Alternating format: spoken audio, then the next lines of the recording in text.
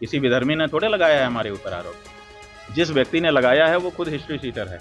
उसकी पूरी history sheet Shamli जिले के कांदला थाना में दीवार के ऊपर जो हिस्ट्री शीटरों का नाम लिखा हुआ है उसमें 34 नंबर पे उसका नाम लिखा है। तो गौ माता की जो आवाज़ हम उठा रहे हैं, इस आवाज़ को बंद करने के लिए सारे प्रयत्न हो रहे हैं।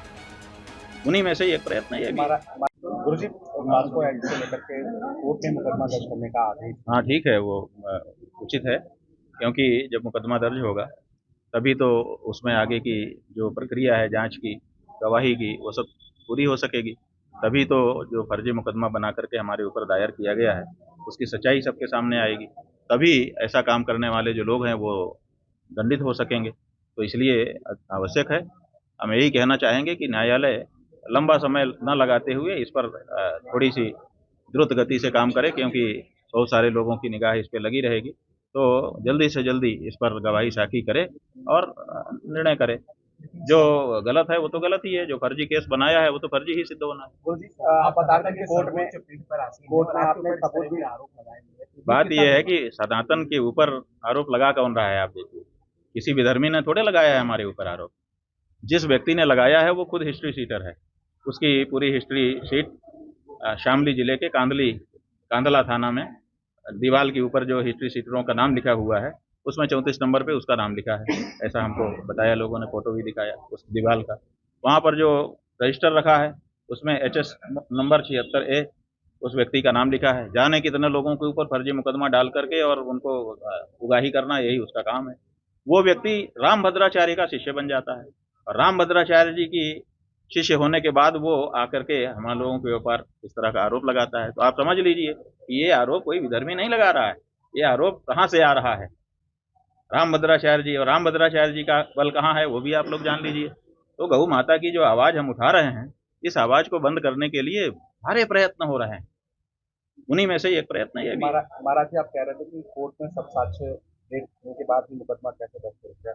ऐसा है कि मुकदमा तो दर्ज होगा ना, बिना मुकदमा दर्ज हुए जांच कैसे होगी? और बिना जांच के अगर खारिज कर देगा तो आप कहेंगे साहब बिना जांच के खारिज कर दिया। इसलिए मुकदमा दर्ज होकर के उस पर जांच होकर के दूध का दूध पानी का पानी होना, यही प्रक्रिया है। और ये प्रक्रिया बिल्कुल सही है, हम स्वागत करते हैं। आगे कार्रवाई आप आगे से कैसे तैयारी करेंगे? हमारी क्या तैयारी है? देखिए, जो सच है उसको क्या तैयारी करना है।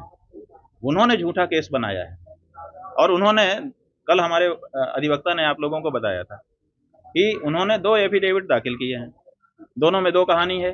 यहीं से मामला खत्म हो गया। एक व्यक्ति शपथ पत्र पर 2 कहानी देता है, इसका मतलब उसकी एक कहानी तो झूठी है ना। आप इसी से अंदाजा लगा लीजिए। तो और बाकी जो कहानी में जो कमजोरी होगी वो वकील वहां पे खड़े होके कोर्ट में बताएंगे, उसको हम कैसे आपके सामने बताएं। इसलिए कोई इसमें बाधा नहीं है।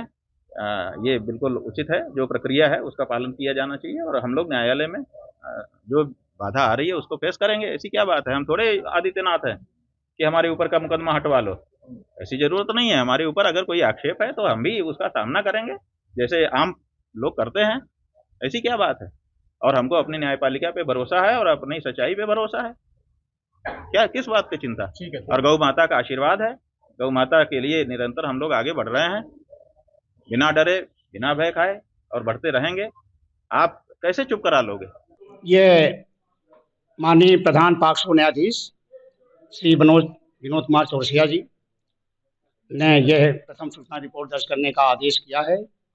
ये अभी मुक्तेश्वरानंद जी एवं उनके अन्य जो इस अपराध में शामिल और संलिप्त लोग हैं उनके विरुद्ध प्रथम सूचना रिपोर्ट दर्ज कर विवेचना करने का आदेश पारित किया है थाना झूसी के प्रभारी को।